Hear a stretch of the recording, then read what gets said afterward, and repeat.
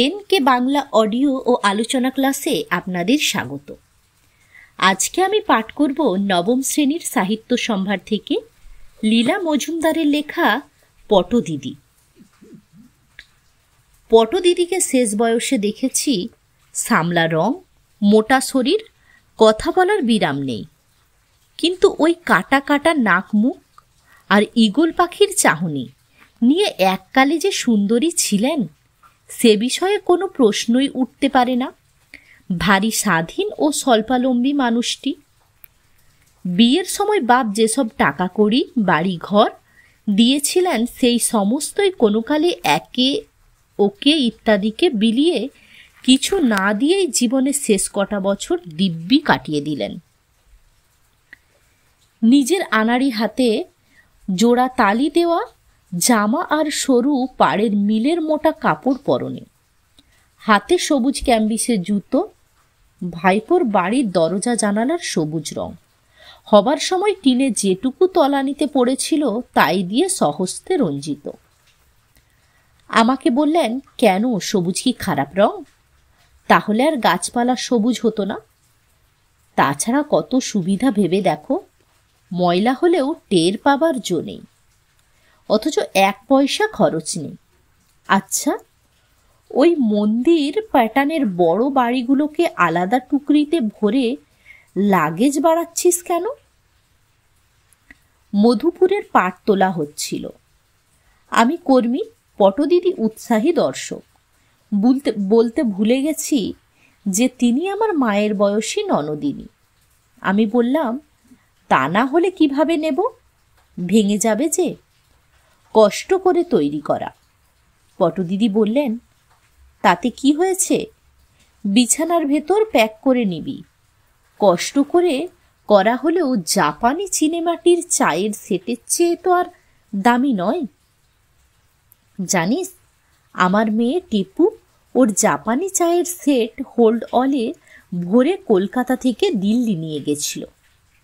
শুনে আমি অমনি প্রভাবিত হয়ে পড়লুম যে বাড়ি প্যাক করা বন্ধ করে বললাম, তারপর কি হলো? পটদিদি উঠে বললেন, কি আর হবে, সব ভেঙে গেছিল নিশ্চয়। এই রকম ছিলেন আমার পটদিদি। তিনি কিছু আমার মন গড়া গল্পের বইয়ের চরিত্র নন, সত্যিকার মানুষ। ভারতের প্রথম মহিলা অঙ্কে গ্র্যাজুয়েট, নাম ছিল স্নেহলতা মৈত্র। হয়তো 1883 সালে জন্মেছিলেন। সাংসারিক দিক থেকে খুব একটা সুখী ছিলেন না, তবে দুঃখ টুক্ষ তার গায়ে আঁচড় কাটতে পারত না। সম্পূর্ণ নিজের হাতে তৈরি এক অদৃশ্য জগতে বাস করতেন। বগলে একটা পরিষ্কার ন্যাকড়া দিয়ে বাঁধা পুটুলি থাকত, আর একটা তালিমারা কালো পুরুষদের ছাতা। বলতেন, ওই পুটলিতে যা আছে তাই দিয়ে সংসারের যাবতীয় প্রয়োজন মেটানো যায়। ঐহিক বা পারত্রিক 2টো লেবু, গুটি চারেক নিয়ে যাওয়া বিস্কুট, একটা রুদ্রাক্ষের মালা, পরমহংসদেবের ছোট্ট একটা ছবি, বাস। আর কি চাই?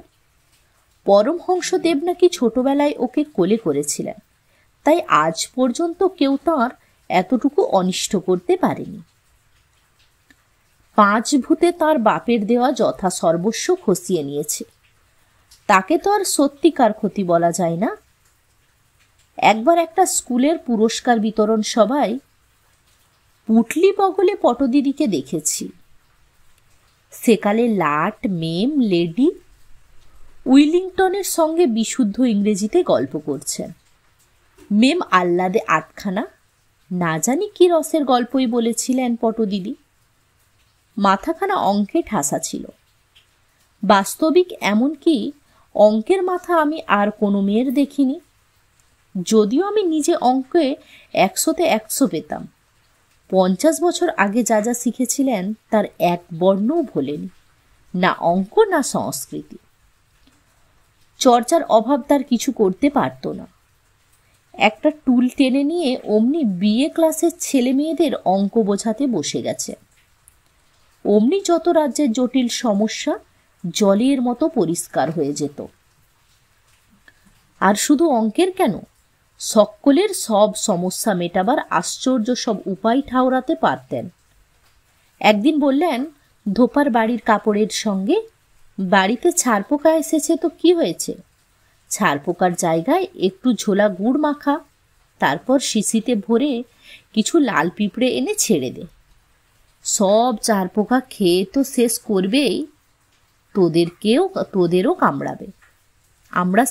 আমরা শিউড়ে উঠলাম, কি সর্বনাশ, তারপর লাল পিঁপড়ে যাবে কিসে?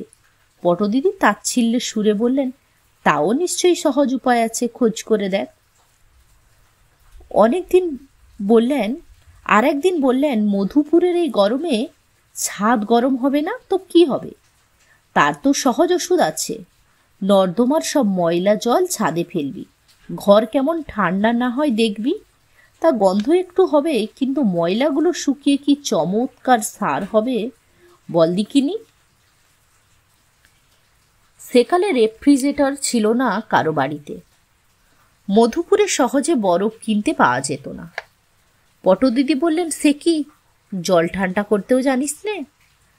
এক কলসি জলের চারিদিকে সপসপে ভিজে তোয়ালে জড়িয়ে চচ্চড়ে রোদে বসিয়ে রাখ ঘণ্টাখানে, বরফের মতো ঠান্ডা হয়ে যাবে। বাস্তবিক তাই করে দেখেছি, তোয়ালেও শুকালো, জলও হিম। আর একবার বলেছিলেন লঙ্কার গন্ধ চাই কিন্তু ঝাল হলে চলবে না, সে আর এমন কি শক্ত, রান্না হয়ে গেলে কড়াই শুদ্ধ ঝোল নামিয়ে ওতে টকবগে গরম ঝোলে বোটা শুদ্ধ ঝাল কাঁচা লঙ্কা ছেড়ে ঢাকা দিয়ে দিবি, 5 মিনিট বাদে লঙ্কাগুলো তুলে ফেলে তরকারি ঢেকে রাখিস, সুগন্ধে ভুরভুর করবে। এত্তো করে দেখেছি অব্যর্থ। একদিন পটদিদি হঠাৎ বললেন, দেখ, একবার আমার মাথাটার কি যেন হলো, খালি মনে হতে লাগলো আমি নাই, আমি আমার ছোট বোন বুড়ু, তো এ তো মহা ঘেরো, বুড়ুই যদি হলাম তবে আমি এ বাড়িতে কেন? আমার তো বুড়ুর বাড়িতে চলে যাওয়া উচিত। আচ্ছা, আমি সত্যি বুড়ু তো? আয়নার কাছে গিয়ে দেখতাম, হ্যাঁ, এ যে বুড়ু তাতে কোনো সন্দেহ নেই, ওই তো বুড়ুর নাক মাথা স্পষ্ট দেখা যাচ্ছে।